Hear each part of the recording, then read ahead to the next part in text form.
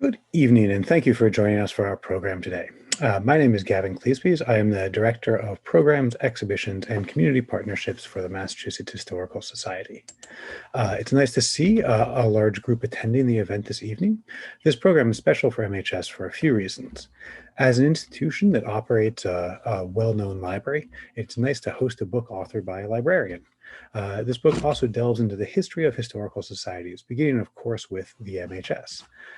This may not be news to most people attending the program this evening, but the Massachusetts Historical Society was the first historical society in America, and we have been collecting, preserving, publishing, and sharing our nation's history since 1791. We hold an amazing collection of manuscripts that is measured in the millions, with papers of U.S. presidents, soldiers, mothers, scientists, and pioneers. We publish these collections, we make them available to researchers, and we host an active schedule of programs, such as the program tonight, for the general public, as well as programs for educators and academic audiences that explore the themes that are found within our collections. We are making our collections and our online program available for free, but we're only able to do this thanks to the support of our members. If you're not currently a supporter of MHS, I hope you'll consider joining to support our programs like this, as well as our educational work and our access to our library.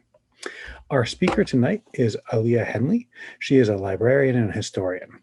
Over the past years, she has worked in libraries from Washington, D.C. to Colorado to New Mexico and taught classes in history, librarianship, archives, and records management. Her research interests center on how decisions in libraries, archives, research centers, and commercial database providers increasingly shape the resources available, making materials paradoxically both easier and more difficult to locate. She has a master's in library science from Simmons College and a PhD in history from the University of Connecticut. She currently works as the head of Access and Borrow at Miami University. She will be joined in conversation by Peter Drummey, who is the Stephen T. Riley Librarian at the Massachusetts Historical Society. So without further ado, I'm going to turn this over and ask Aaliyah to join us. Very much for that introduction. And thank you very much to the Massachusetts Historical Society for hosting this talk. I'm going to start off by taking us back into the time right around when the Massachusetts Historical Society was founded, or rather right before then. Because one of my basic research interests is why do we have the materials we have to write history? And to explore that, we have to look and see how and why did people start collecting, especially collecting in mass through societies such as the historical societies. And I focused in my research on the period from 1790 to 1850. I stopped in 1850 because if I went forward, I'd have, even just as much as 1 decade, I'd have to deal with a lot more societies. So before the Massachusetts Historical Society, compared to today, there was no National Archives, no Library of Congress, no major research libraries, no historical societies, archives, public academic collections. The libraries that did exist did not have, at least in the United States, that large collections. They were very, very small in comparison. There were a few families with very large collections, but when you have a collection in a family and the person who was collecting it dies, what happens? Well, if you're lucky, it stays together, but if you're not lucky, the heirs sell it. And that happened at least in one case. Also, the colonial governments actually didn't have necessarily all of their documents on hand. Many of them were in Europe, and other copies were dispersed for a variety of reasons. And I can speak to this more if people are interested later, but I'm trimming it right now. So there was a brief attempt to get Harvard to lead the way around the 1780s in terms of gathering and collecting materials for writing history. It actually involved Jeremy Belknap, of all people. But within a fairly short order, he figured out that Harvard really wasn't willing to put in the money and the time, and at that point, actually more the time, to support this. So he joined with another number of other people, and they created the Massachusetts Historical Society. But actually, technically, they didn't create the Massachusetts Historical Society. They created the Historical Society. It was the one and only at that time. Belknap's idea originally was that it would be one of many, that there would be ones popping up throughout the United States. that didn't happen until well after his death. And actually, the Historical Society became the Massachusetts Historical Society 4 years after their creation, when they appealed for incorporation with the state of Massachusetts. And the Massachusetts said, yes, you can incorporate, which means you can get all of these legal advantages, and put the state's name on it in the front. Now, before we get any deeper, and what we're going to do is eventually have a back and forth a little bit, since of course Peter knows so much about the Massachusetts Historical Society, but I want to give you some background on historical societies in general. There was the Massachusetts, founded in 1791. The next one does not come along until 1804 in New York. After that, there's another 7 or so years before the American Antiquarian Society, also in Massachusetts. By the 1820s, the numbers start really increasing. Particularly, there's all of those colonial celebrations. There's the 50th anniversary of the Declaration of Independence, and there's the Marquis de Lafayette's celebratory tour, which all help to encourage the creation of historical societies. And there's some other factors too, which may or may not come out as we're talking. Now, who are the people involved in the historical societies? Let's talk a little bit about who they were and who they weren't. First off, they were male. Women were involved, certainly to some extent, but their contributions were likely overlooked, ignored, downplayed in the records. And with all due respect to the Massachusetts Historical Society, they didn't actually admit female members until the 1960s. Pennsylvania got there a century earlier with the 1860s. In one case, I actually found an instance where a donation began with a woman, went through her brother-in-law, because very often, if you're a person, do you know anybody who's part of the Historical Society? If you want to donate something, you have to go through a member or go through somebody who's going to know and make the connection. And in the Historical Society records, this is actually for Rhode Island, the brother-in-law is the one who is credited with giving the donation. So there's a lot of potential masking layers. So the members themselves, though, and the officers were men. And they were also white. Not only were they white, but the vast majority of them were descended from English colonists. This was very much an Anglo-American venture. There are a couple of exceptions, most notably Peter de Ponceau in Philadelphia, but basically it's an Anglo-American operation. They're educated. In Massachusetts, this means they went to Harvard. No other possibilities. Mid-Atlantic and other places, they went to other institutions as well, but in Massachusetts, you went to Harvard, you're a Protestant, you're a congregational, they did tend to lean Unitarian, and you're a professional. By this, I mean professions in terms of doctors, ministers, and lawyers predominantly. There's the occasional businessman, but if you're a businessman in there, you better tick off a lot of the other things. For instance, consider Isaiah Thomas. At that time, he's a tradesman, he's a printer, he's not in the professions.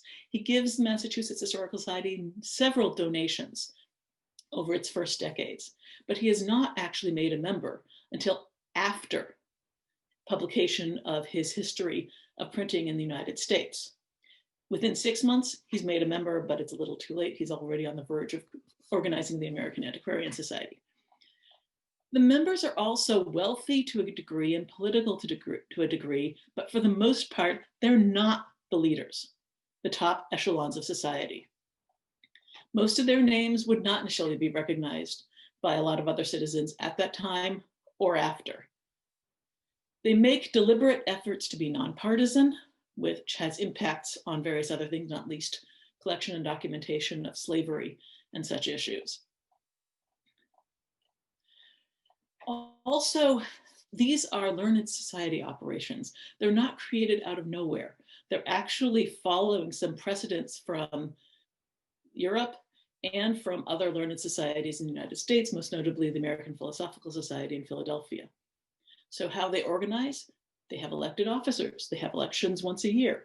They have presidents, vice presidents, secretaries and treasurers, librarians, cabinet keepers, which is their equivalent roughly of museum curators. They have annual meetings, and they have other quarterly or other meetings to conduct business. They do sometimes, particularly in the 1830s, starting in the 1830s, have lectures which are open to the public. But lectures are not necessarily open to everyone. In fact, several of these societies have to vote whether or not to allow women into the lecture, to attend the lectures, and then separately, whether or not to allow women to attend the dinners that are often held after the lectures. And finances are a problem. The historical societies start with really, really broad ideas of what they're going to do. They're going to collect and document materials for the writing of the history of the whole of the United States. They never get the money that they need to do this. The joke is often that they're operating on a shoestring, and in the case of New York's Historical Society, they don't even have a shoestring. For one example,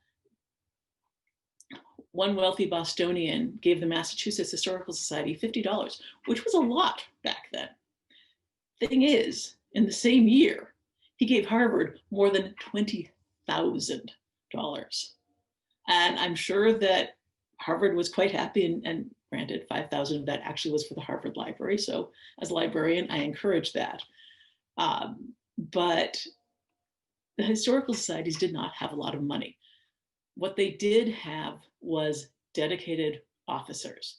And the historical societies with the most dedicated officers willing to put in the most time survived and did the most. Massachusetts definitely ranks at the top there. They had a core of very active doers in their early years. So that's just some basics. And Peter, if you want to start, we can go back and forth a little bit.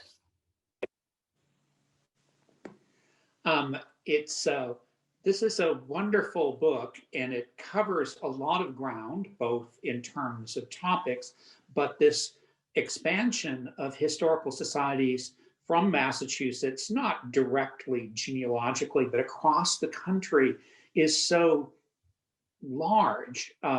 Where you are in Ohio, I note from that there are 8 Ohio historical societies, some not lasting a long time, but 8 historical societies in Ohio through 1850, that there's this dramatic increase both in number but in geographical distribution of historical societies. And I wonder if you could talk about both what that looked like and why you think it happened.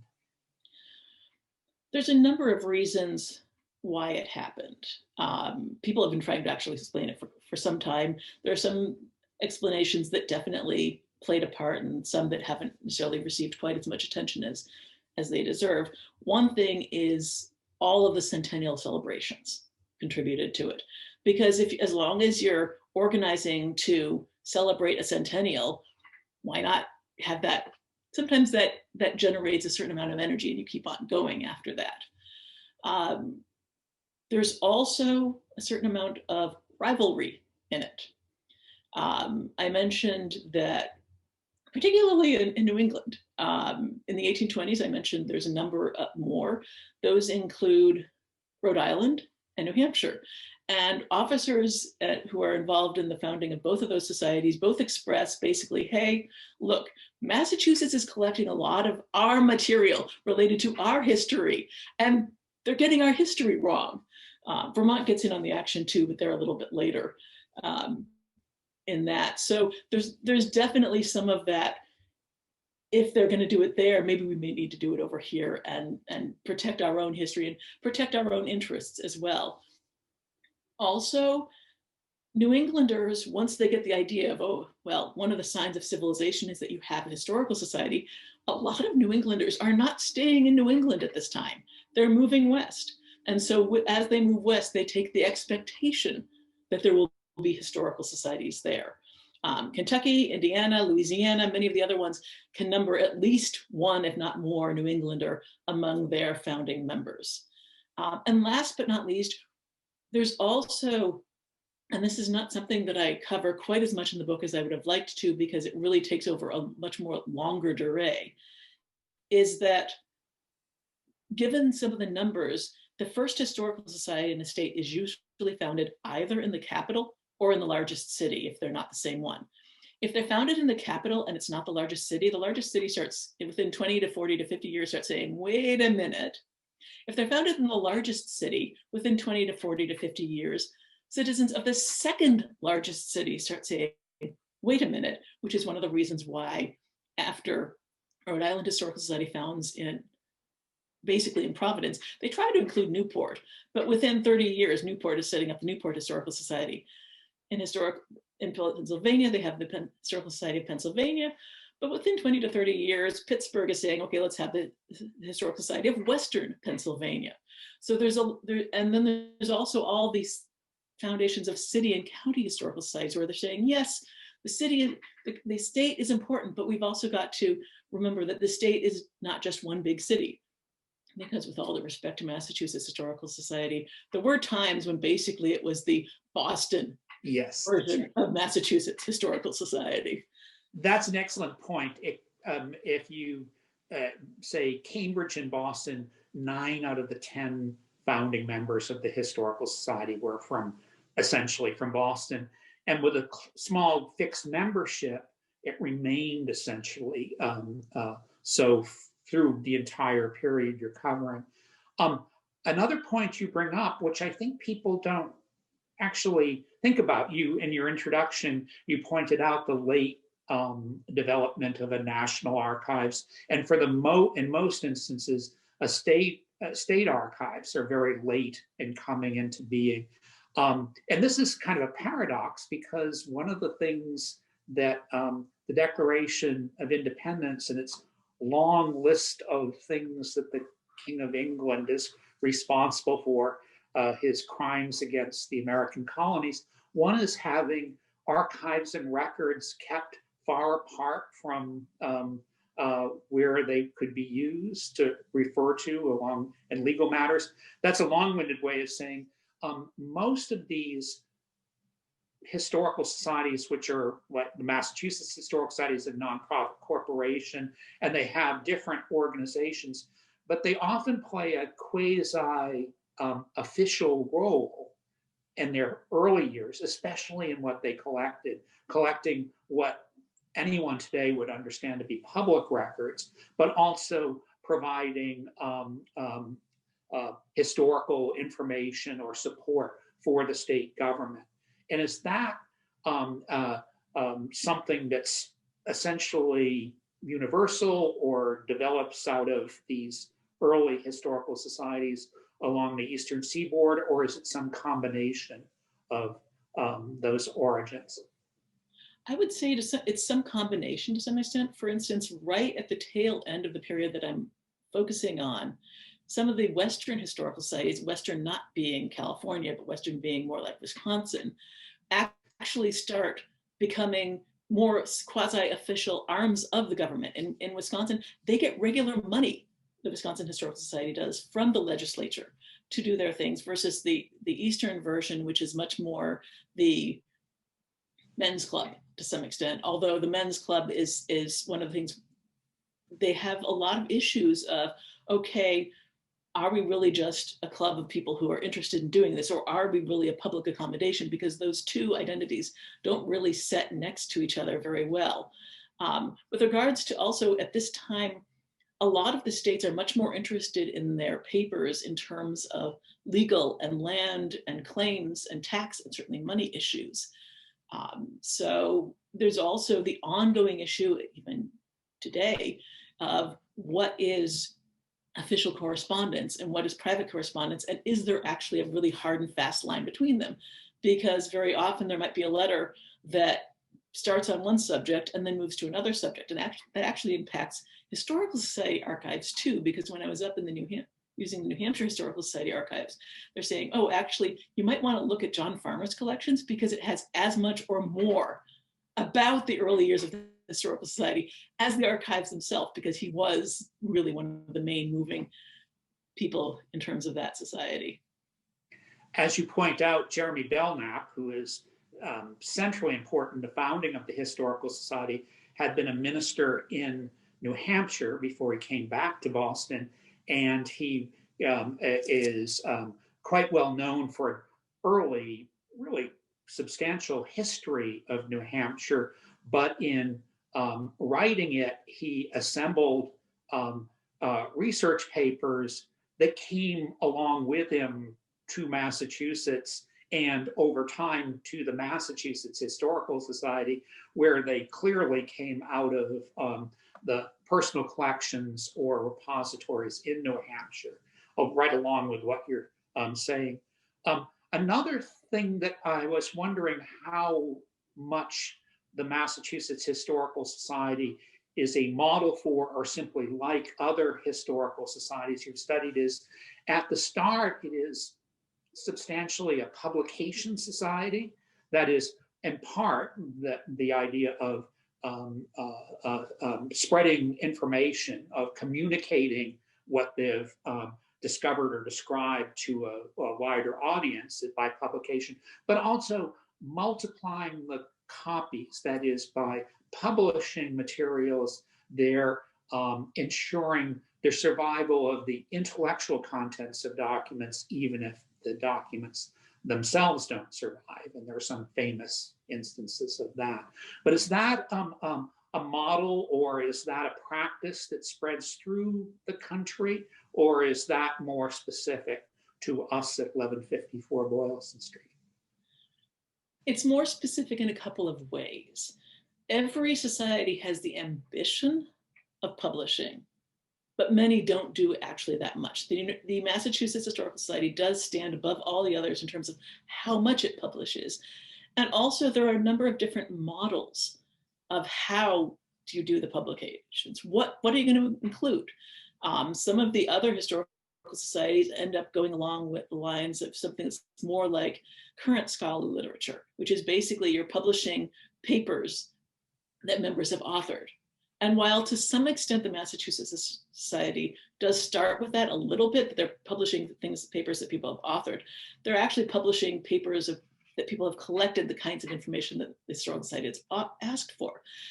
But also the Historical Society does a lot of miscellany. They basically throw in anything that they think might be of interest that's in their collections, but they're not always necessarily that good at cluing people in terms of their tables of contents.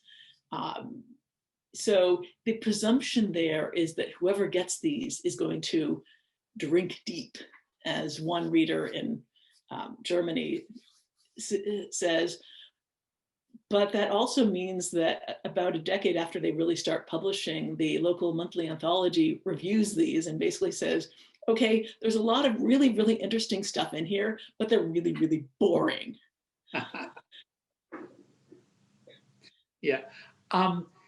There's also a tension that develops over time, and you cite a wonderful story about this, about how historical information is presented to a wide audience. And here in Massachusetts, and at the Historical Society, there's a dispute with a popular historian, John Warner Barber, about who has traveled through the countryside of New England and Massachusetts, sketching and then engraving views of buildings and towns and town greens, and describe and really made both a topographical history of Massachusetts, but also a coherent history, not your miscellany of documents, but something that tells a story.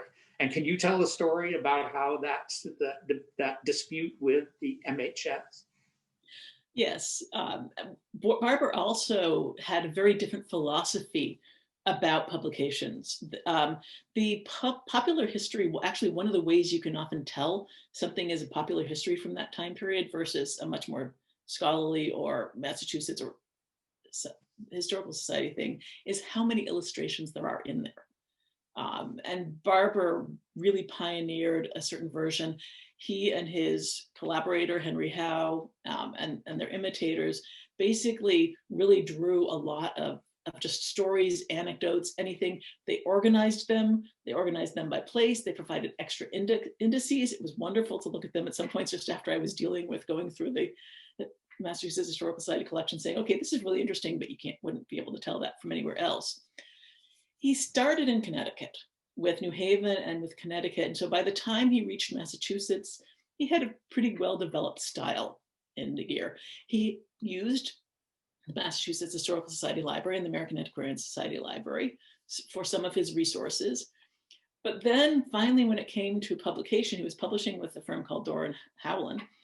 And the librarian of the Massachusetts Historical Society, Thaddeus Mason Harris at the time,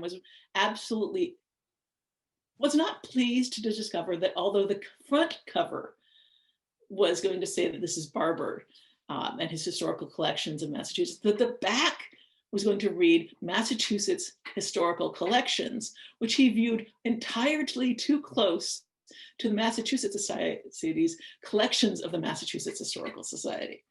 Now, they were both sold by subscription, but very differently. The Massachusetts Historical Society subscription basically relied on members to subscribe themselves, preferably for 2 copies, not just 1, 2, and then also to encourage other people to subscribe. Whereas Doran Howland basically hired subscription agents to go out along the lines, for those of us who are old enough to remember the encyclopedia agents who would come and try and sell it to you at the door and say, okay, you buy this, we'll give it to you. So that it was popular, it brought in a lot more money, although Barbara didn't necessarily see all of that. And then Doran Howland was actually a little ticked off, I think, by the timing of Harris's objections, which were so late that they're basically like, no, how about we just sub out, instead of historical collections, I believe it was topographical collections. So. Before we, just one minor point, but is early in the 20th century, the Massachusetts Historical Society acquired Barber's sketches from which he made his engravings. So in a kind of odd way, the next generation of members of the MHS had a much greater appreciation of the work that he had done in this earlier period than this dispute might make clear. Before we move on, have a chance to look at some illustrations that come from your book, I thought it might be worth saying some things that aren't some of the problematic part of the history of historical societies in general, and the Massachusetts Historical Society is certainly these problems arise.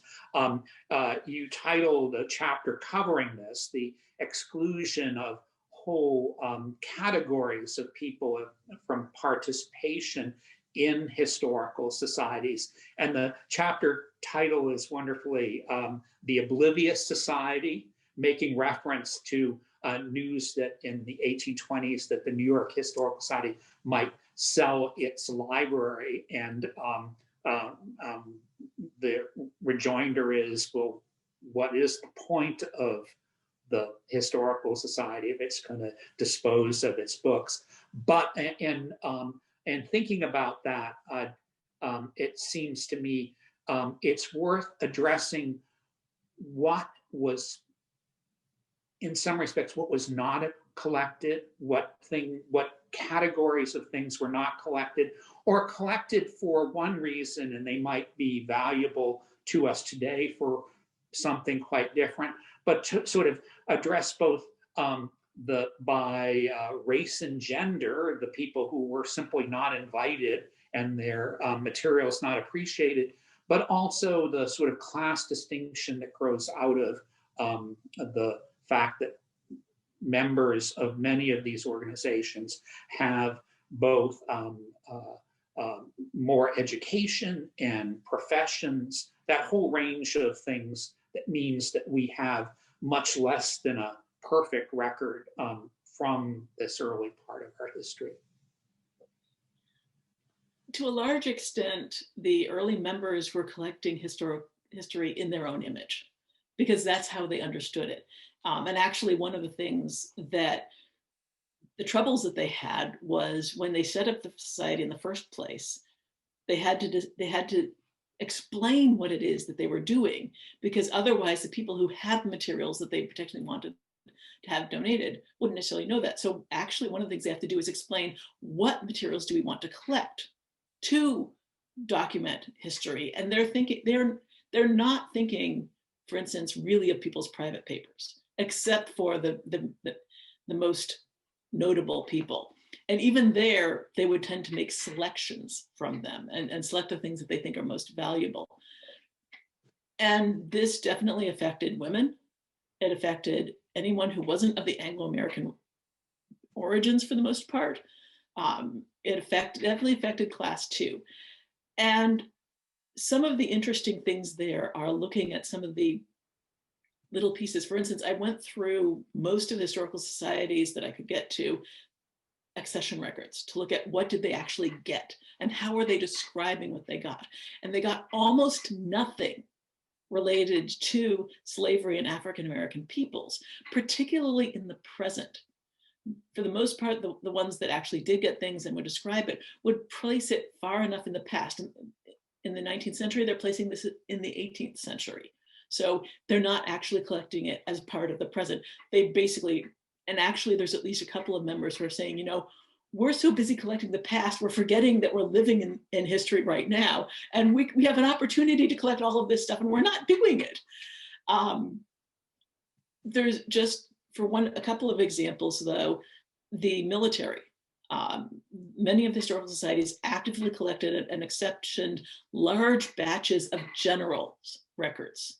If you're a lesser officer, you might get a journal or something like that they would add in. A lieutenant, maybe your commission. One of the very interesting things when I came across a reference to one single letter from a private that was accessioned by the Connecticut Historical Society, and possibly the only reason they accessioned it was that it was dated New York, Camp New York, on July 4th, 1776. The issue of that date can be left to other historians to discuss. For instance, I also have a lovely instance where I have Hannah Whittlesey describing and explaining why she wants to donate things, including the shoes that are on the cover of the book. And then the entry in the accession records where in her letter, she's talking mostly about the Edwards sisters who created this. And she does mention their father and their brother. But in the entry in the accession records, it prioritizes the men and adds one of the women's husbands' names in. So it's preferring those connections completely, any of the discussion and any of the reference that she had made to all of the intellectual and creative labors that her female ancestress had invested in some of these pieces. Native Americans and the indigenous people are an exception, but even with those, the emphasis is much more on collecting white experiences of them rather than anything coming from them.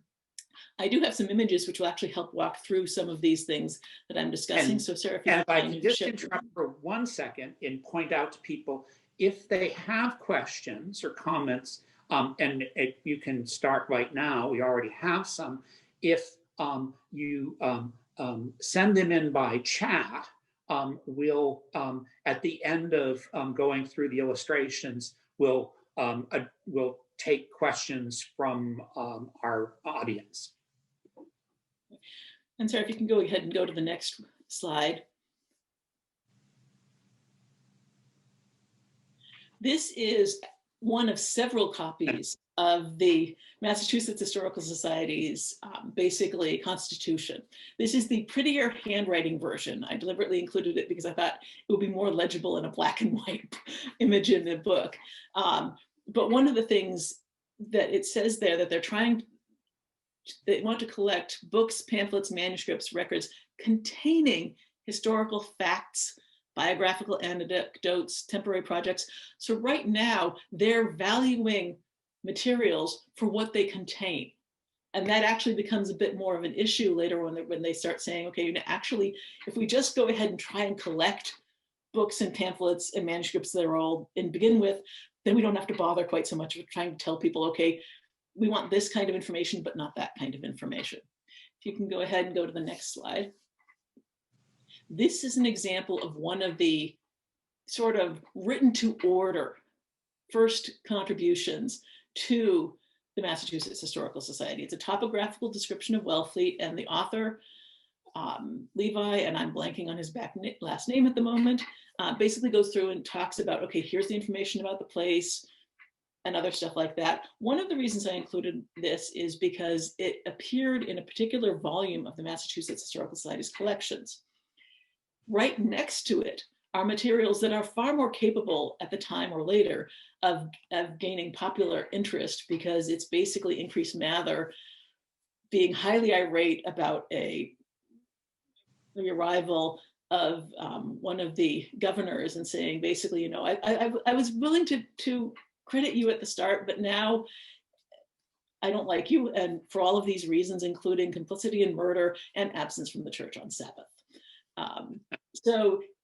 But this is also just one of the things where they're originally collecting facts and information, and the books and manuscripts just happen to be the envelope in which they collect them, which is why they're potentially separable. But over this time period, they actually start moving to considering collecting primary sources as that. And I think it's an important moment in helping make the primary source the collecting and the block of history that we go for. If you go on to the next slide, here's an example of Barber's illustrations for Boston. So you see he's got, this page has not one, not two, but three of his illustrations, of course, which now probably are in Peter's hot hands over at the MHS. So it stands out very much. If we put a page from the corresponding collections of the Historical Society from around that year, you could be able to tell the difference just visually. If you don't mind going on to the next image, not only did I go through all of the accession records that I could find, but the Connecticut Historical Society, which was an exception in terms of how many people went and visited it. Now, for the most part, you can't visit the yearly historical societies. They're in rooms, they're not organized. You have to know somebody to get in there, or know somebody who knows somebody, because you would have to get a member to get the key and go in and see them. But by the mid-1840s, the Connecticut Historical Society has set up in rooms, and they've hired a librarian who is there and keeps the rooms open about 6 hours a day, 6 or 7 days a week. That's Thomas Robbins. And they keep a visitor register. And for the year 1850 alone, more than 3,000 people signed that visitor register. We don't even know how many people visited there without signing it. So this gives you an idea of all the different handwritings that I dealt with. These are actually some of the more legible handwritings, except maybe Alicia Chapman down there at the bottom. So next slide, please. These are some of the examples. This shirt actually has a wonderful story about it. I'm going to be chopping it down, way down, just because of issues of time. This is the William Ledliard shirt. He fought in the Revolution and he was killed. The circumstances of his death have been debated, but basically by the 1830s, 1840s, he was considered a hero. And his family still had his shirt. His daughter-in-law had it and was convinced to donate it to the Connecticut Historical Society after her death. She let the vest go. She had also had this vest, and she let the vest go first, but she said, nope, the shirt you can't have until after I'm dead. The shirt at that time evidently had a lot more bloodstains. Even now it's more bloodstained, and you can see a little bit of it in the detail there, which is around where the sword went through. But Thomas Robbins was aware that ladies were visiting the rooms and did not consider it appropriate for them to have to see it. So he had it washed. He probably had it washed by a laundress, which shows one of those differences, because evidently the laundress didn't count as a lady who shouldn't be exposed to a bloody shirt. But then he thus also fundamentally altered the shirt that had been preserved by the daughter-in-law and by her mother before her, because she didn't marry the son until well after the Revolution. So this had been cherished by 2 generations. Next slide, please. These are the shoes of Mary Ledliard's mother, or Mary Ledliard, who was the mother of William, who had the shirt in the last one. And she also was the mother of John Ledliard, an explorer who was noted at the time. And these, I'm actually convinced, are one of the reasons that the Connecticut Historical Society wound up with such unusual collections. Or it's one of those hard to see which comes first, the chicken or the egg. But in 1839, 1840, the Connecticut Historical Society wanted to have a big celebration for a centennial. And as part of that, they decided to have a masque beforehand. And so they also sent out a call saying, basically, okay, if you've got stuff that'll show the fashions of the previous days and other things, please donate them. Around that same time, these particular shoes were donated. They hadn't actually had that much in the way of material culture beforehand. The shoes were worn by one of the daughters of the society president at that masque. Don't try and do that today, mind. And between the shoes and that notice saying we would like to get these, that's when they started getting other materials. Now, there were a number of, I spoke earlier about how different historical society members had different ideas of what they should collect. There were actually a number of influential historical society members who thought, no shoes, no hats, nothing like that. Connecticut Historical Society had a different idea, so they ended up with at least 10 pairs of shoes during the time frame that I was looking at. All of them ladies' shoes, all of them mostly pretty much for special collections. If you go ahead to the next slide, these are the shoes from the cover. These are the Hannah Edwards shoes that were worked by Hannah and Mary Edwards and donated by Hannah Whittlesey, who's a descendant of Hannah Edwards. And I love these shoes. They're just so gorgeous and they're so fragile. I've seen them in person. But these were one of the shoes that they collected. And they specifically got that because Hannah Whittlesey read that notice saying, we would like to have these together. And so she wrote to somebody that she knew who either was a member of the Connecticut Historical Society or no members to arrange the transfer of the shoes and a couple of other items. Next slide. This actually is one of my other favorite ones. This is the back reverse of a shoe. The fabric of the shoe came supposedly from a flag that was carried during the Revolution, probably a French flag, because you can see a little bit of a fleur-de-lis there. And whoever won the records for the Connecticut Historical Society, and I'm pretty sure it was Charles Hosmer, was so concerned that they remember which pair of shoes to connect with the legend that he had written in his book. They wrote on the soles of these, presented by Mrs. Horatio Fitch, just to make sure that they could keep that connection together. And that's a very wise thing because Connecticut, and I'm not going to go into too much right now, because of course I'm talking to a Massachusetts Historical Society audience, but they collected so many things. And some of them, iron pots, who knows which iron pot was supposedly Miles Standish's. There was one point actually where, and you can imagine the expression, a previous director of the Connecticut Historical Society happened to mention that they'd been given a very large bean pod during the time period, and her face sort of went blank, and she's like, we're gonna say we lost that during the flood, because they suffered a flood at one point. If you don't mind going on to the next slide, Sarah. This, though, is also one of the signs that there's a very active historical cultures outside. And that's one of the things I tried to tease out to some extent in the book, is that the historical societies and their members are actively collecting, but they're not the only people. They don't agree. And there actually are other people elsewhere who are very concerned and want to make sure that their history is preserved. So this is one part of John Ross's letter to all the aged and wise antiquarians of the Cherokee Nation, where he is endorsing an effort to collect oral histories from them with the idea that this will not be published, it will be brought together, and that then the leaders can get together and decide, okay, which are the parts that we want to keep for our history so that we will have our history, because he was very concerned about loss of history as the people who knew it were dying off. So this is one example. There are a number of other examples where people are pushing back and saying, no, include us. There's an example, even Charles Francis Adams, who was certainly very active in the Massachusetts Historical Society, but he also chose to publish Abigail Adams' letters on his own. And not in that introduction, but when he published an introduction to John Adams's letters, which were not quite as popular as Abigail's.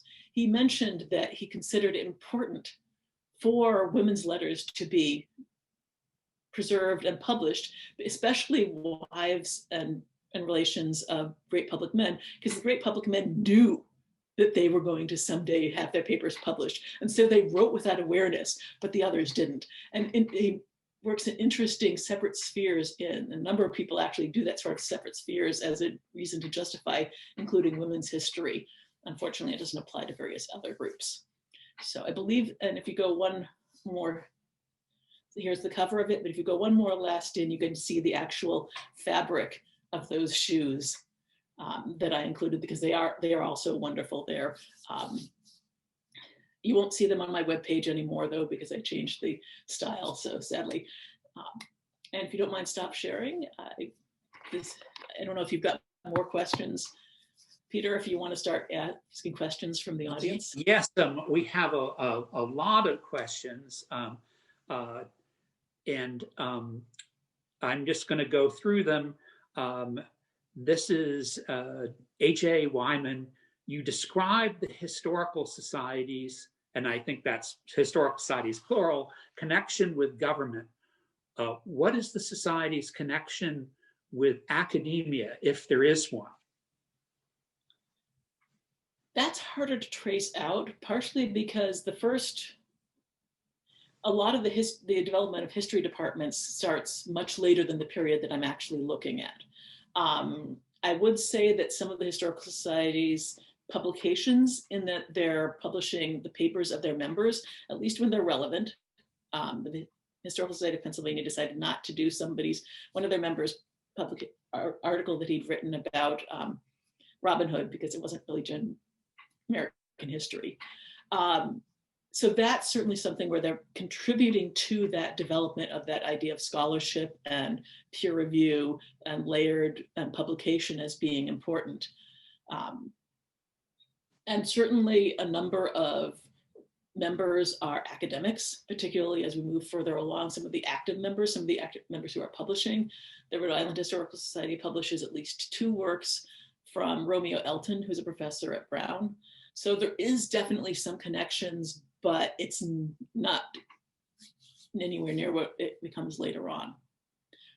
I think in Massachusetts, at the Massachusetts Historical Society, there is a generation of professional historians active in and associated with the Massachusetts Historical Society, but not out of academia, but people who were writing romantic history in the 19th century. And that would be people like Francis Parkman, a little bit later in terms of his writing than the period you're covering, but going back, including William Hickling Prescott, who's writing about American history, but it's a much wider American history, meaning the history of Spanish-speaking America and Latin America and South America. I'll go to a next question, which is, in fact, I suspect for me, but let me. Eva Jane Dykstra asks if Barber's sketches and the book, his book is available for viewing. And first, we have many editions of Barber's publications, but he's extraordinarily prolific and popular. I mean, in terms of his it's not really a battle because he kind of wins the war, is compared to the circulation of publications of the Massachusetts Historical Society. His books are both widely available, not just at the MHS, but in libraries, certainly here in New England, almost everywhere, and republished as well, because the views are really, the engraved views in the books are really wonderful. The sketches are all systematically cataloged in our online catalog, Abigail, through our website. And then if there is an image linked to them, there'll be a link right in the individual record. So you can look under Barber, and there are hundreds of them, or look under specific places in Massachusetts, and they'll be described there under subject. Ken Torino is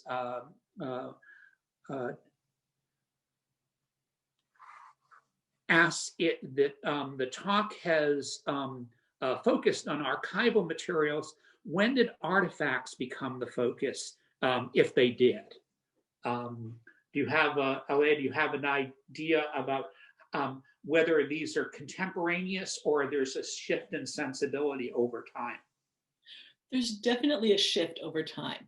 Artifacts are largely not encouraged unless they're connected to very specific great men.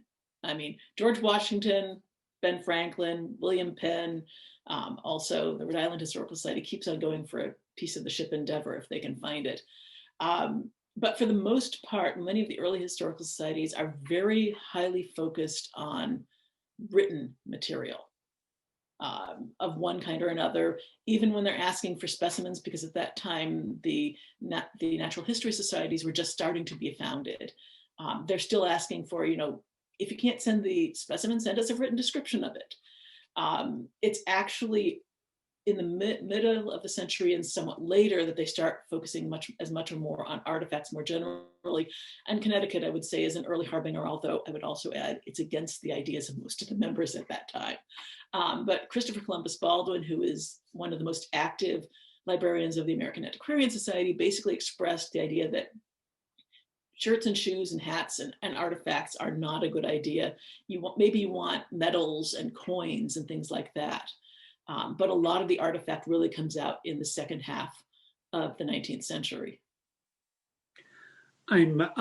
There's another question, essentially just the same or very similar, and the instance, but it includes not just textiles and domestic objects, but are portraits important everywhere, or is that something that is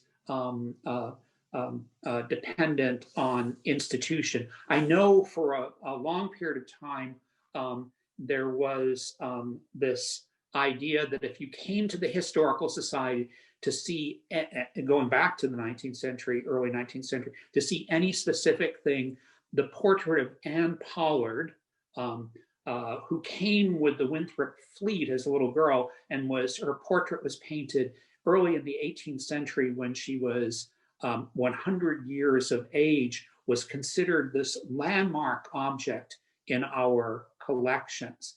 And is that sensibility throughout, or is it more focused on some organizations rather than others? Portraits are usually very much of interest, particularly if their artwork is much more busts of people also. And actually, the Maryland Historical Society commissions some copies of famous paintings in Europe to be brought over too. So paintings are in a different category from the more domestic or everyday artifacts. So, but yeah, sometimes you just go and see that. And actually, Thomas Robbins is of the opinion that a lot of the people are coming to see their paintings when they come to the Connecticut Historical Society. The next question from Jerry is something that's locally specific, so I'll help out if you think you need it, but is there any pattern to the differences between the collecting practices of historical societies and libraries? A general question. The example Jerry uses is here in Boston, the Boston Athenaeum has many early holdings. It's founded right in this early period, soon after the Massachusetts Historical Society. But its collections are in some respects quite similar to those of the MHS. Is there, in the terms of private libraries, subscription libraries that predate, in many instances, public libraries, did they have a separate special role, or are they more aligned and alike? I did work with the Boston Athenaeum's early records, and I didn't see much in the way of manuscript collecting at that time that I was looking for.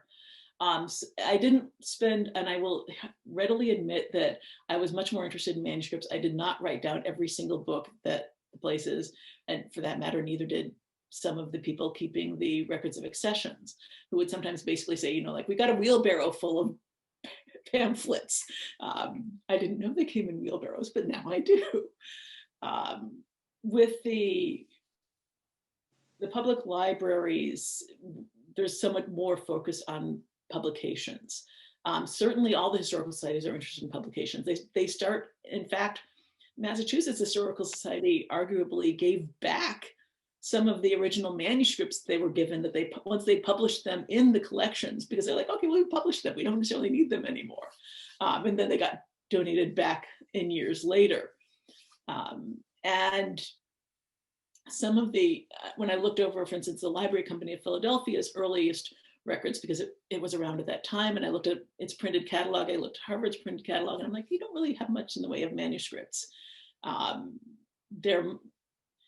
One of the things also that the historical societies were doing, though, was to encourage a lot of donations wherever they could, particularly from printers, particularly of newspapers. And actually, there's at least one newspaper that considered that, a heavy levy, because other professions or trades didn't have to donate some of their product to historical societies. And that's also one of those things of what belongs in historical society. How do you convince the people who have it to give it? So it's actually an act of high confidence in your materials if you give a copy of something that you have written yourself to a historical society, because mostly it's somebody else who gives it to them. The next question is closer. Oh, and just one more point. The Boston Athenaeum, I think you've described well that division between libraries and historical societies and their center of interest. But it is the case that the Boston Athenaeum acted in some respects as an art museum for Boston as well. That it covered that area as well in its early decades, and has an extraordinary collection of portraits and sculpture because of that early focus. The next question is, this is probably, again, more for the librarian of the Massachusetts Historical Society. Are there any items that were offered and refused by MHS that are now incredibly important? Yes, there are. Is there any information on issues and different visions of what should be collected? I think that's a really important point you make, is that, Alea, and maybe you could address that, and then I could just describe some things that aren't not at the Massachusetts Historical Society, maybe speculate why. But yeah. And actually, one of the things that I used to look at how people thought of how the members of the historical societies and the different societies thought about what they were trying to collect is the circular letters. Right at the start, the image before, as everybody was coming into the Zoom room, was of the Massachusetts Historical Society circular letter. And this is, to some extent, a wish list of what a historical society wanted to collect. They're giving out, they're sending out, encouraging people to pass on to each other. And the earlier ones emphasize much more, these are the kinds of pieces of information that we're trying to, and they keep on adding to it. I actually had to go and look at sometimes saying, okay, wait a minute. They went from 14 items that they were looking for to 15 items, which is the one that they changed. And that, to some extent, continues as late as 1850, the Alabama Historical Society. It takes 4 pages for them to list all the things that they really want. Although by that time, the Minnesota Historical Society basically says, just give us everything. Along the lines of things that people have said no to, though, before Peter starts giving you some of those interesting speculative things, is there's also the issue of selection, that early on, very often, they're not only given the option to take things, but given the option to decide which items they want to take. Although sometimes, because due to various things, possibly aged members who don't feel like going out. For instance, shortly after John Hancock's death, the Massachusetts Historical Society has offered his papers. And so the society's like, oh, great. Well, we ask so-and-so, Peter Thatcher, I believe, to go over and do it. And he doesn't do it. And so 20 years later, she makes the offer again. God only knows what went walking in those 20 years. Yes, and that's a really interesting point, because a substantial body of Hancock's papers went to the shiny New England Historic Genealogical Society, founded in the 1840s. So some of those things are a lack of timely interest. There turn out to be, as you've described, alternatives to it. I would say that the two things that come immediately to mind in the Massachusetts Historical Society, and I don't want to take much time for this, but it's really important, are one is this idea of being a publication society where you transcribe and publish something, and it's returned to the person who presented it at a meeting of the Historical Society. Not presented it as a gift, but presented it as a manuscript of interest that should be published. So things, there are things that we published as an institution that got away from us for that reason.